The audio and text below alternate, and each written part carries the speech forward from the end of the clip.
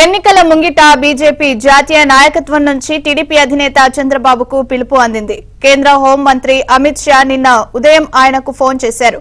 కూర్చుని మాట్లాడుకుందాం రమ్మని ఢిల్లీకి ఆహ్వానించారు. అమిత్ షా ఫోన్ చేసిన సమయంలో చంద్రబాబు ఉండవల్లిలోని తన నివాసంలో ఉన్నారు. అమిత్ షా ఆహ్వానం మేరకు చంద్రబాబు అక్కడి నుంచి ఢిల్లీ వెళ్తున్నారు.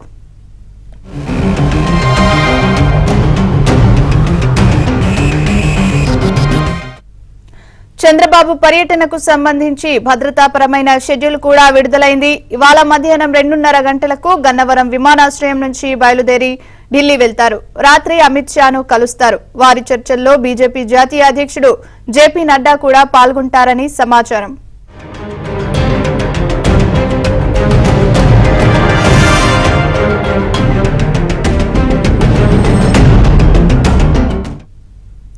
ఈ ఎన్నికల్లో టీడీపీతో పొత్తుపై బీజేపీ కొన్నాళ్లుగా ఆసక్తి ప్రదర్శిస్తోంది. స్కిల్ కేసులో అరెస్టుకు ముందు 4 నెలల కిందట ఒకసారి చంద్రబాబు ఢిల్లీలో అమిత్ షాతో భేటీ అయ్యారు. ఆయన రిమాండ్లో ఉన్న సమయంలో లోకేష్ 2 పర్యాయాలు అమిత్ షాతో చర్చలు జరిపారు. జగన్ సర్కార్ పెడుతున్న తప్పుడు కేసులు, కక్ష సాధింపు చర్యలను వివరించారు. బీజేపీతో పొత్తులకు సంబంధించి ఎన్నికల కోణంలో తమ పరిశీలనను సమగ్రంగా వివరించారు. ఆయన వాదనతో బీజేపీ పెద్దలు ఏకీభవించారని, పొత్తుపై వెనక్కి తగ్గారని అప్పట్లో ప్రచారం జరిగింది.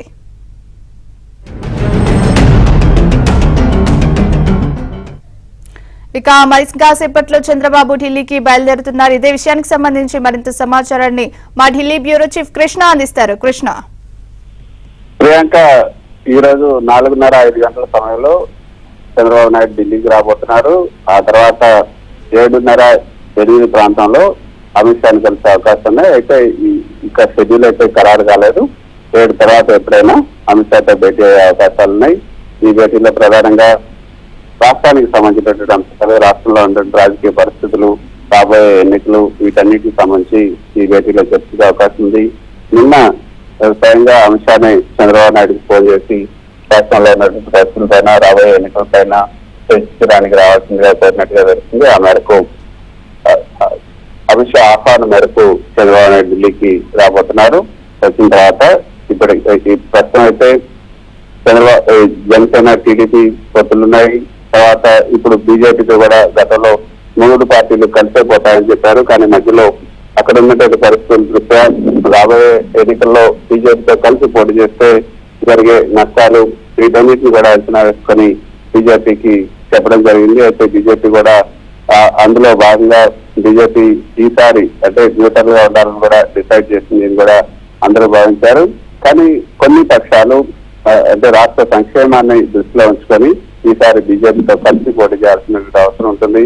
ఎందుకంటే బీజేపీ మళ్ళీ కేంద్రంలో అధికారంలోకి రాబోతుంది కాబట్టి మళ్ళీ కేంద్రంలో బీజేపీ అధికారంలోకి వచ్చినప్పుడు రాష్ట్రానికి, రాష్ట్ర అభివృద్ధికి కేంద్ర సహకారం కావాల్సి ఉంటుంది. కాబట్టి బీజేపీతో కలిసి పోటీ చేయడం మంచిది. బీజేపీ కూడా టీడీపీ జనసేనతో కలిసి పోటీ చేయడం మంచిదంటూ ఇరు వర్గాలకు సంబంధించినటువంటి సన్నిహితులు, నేతలు అందరూ కూడా చెప్పిన నేపథ్యంలో అందరూ కలిసి ఈసారి పోటీ చేయాలని కూడా నిర్ణయించినట్లుగా మనకు విశ్వసనీయ వర్గాల నుంచి అంటున్నట్టు సమాచారం. అందులో భాగంగా ఈసారి కలిసి పోటీ చేయాలని ఒకవేళ నిర్ణయం తీసుకుంటే, ఈ రోజు జరిగే చర్చల్లో ఆ నిర్ణయం జరిగితే తదుపరి ఏ విధంగా ముందుకెళ్లాలి అన్న ప్రణాళికపై కూడా ఈ రోజు జరిగే చర్చల్లో ఈ ప్రస్తావనకు వచ్చే అవకాశం ఉంటుంది. అయితే ఒకవేళ టీడీపీ జనసేనతో కనుక పొత్తు పెట్టుకుంటే ఎన్ని స్థానాల్లో పోటీ చేయాలి, ఎన్ని అసెంబ్లీ స్థానాలు, ఎన్ని ఈ యొక్క పార్లమెంట్ స్థానాల్లో పోటీ చేయాలని దానిపైన కూడా అమిత్ షా బీజేపీకి చెందినటువంటి రాష్ట్ర నేతలు, అదే ఇక్కడ ఉన్నటువంటి సీనియర్ నేతలు అందరితో కూడా చర్చించవలసింది. దాంతో అక్కడ స్టేట్ల సంఖ్యకు సంబంధించి స్టేట్ల ఏ సీట్లు అన్న దానిపై కూడా ఒక జాబితాను చర్చించుకున్నారు. వాటిని అయితే పరిశీలిస్తున్నారు. చంద్రబాబు నాయుడుతో జరిగే ఈ చర్చల్లో ఆ సీట్ల పైన కూడా చర్చ జరిగే అవకాశం ఉంటుంది. ఆ తర్వాత బీజేపీ, టీడీపీ, అదేవిధంగా జనసేన 3 నేతలు కూడా కలిసి దీనికి సంబంధించి ఒక ప్రకటన, ఉమ్మడి ప్రకటన కూడా చేసే అవకాశం ఉంటుందని కూడా మనకు అందుతున్నటువంటి సమాచారం. సో జనసేన అధినేత పవన్ కళ్యాణ్ కూడా రేపు లేదా ఎల్లుండి ఢిల్లీకి పిలిపించి 3 ఇక్కడ జాతీయ స్థాయిలో ప్రకటన చేస్తారా, లేకపోతే రాష్ట్ర స్థాయిలో ఆ ప్రకటన చూడాలి. ఆ తర్వాత స్టేట్ల సర్దుబాటుకి సంబంధించి కూడా ఒక కమిటీని ఏర్పాటు చేయాలి. ఆ కమిటీలో 3 పార్టీలకు సంబంధించినటువంటి నేతలు ఆ కమిటీలో ఉంటారు.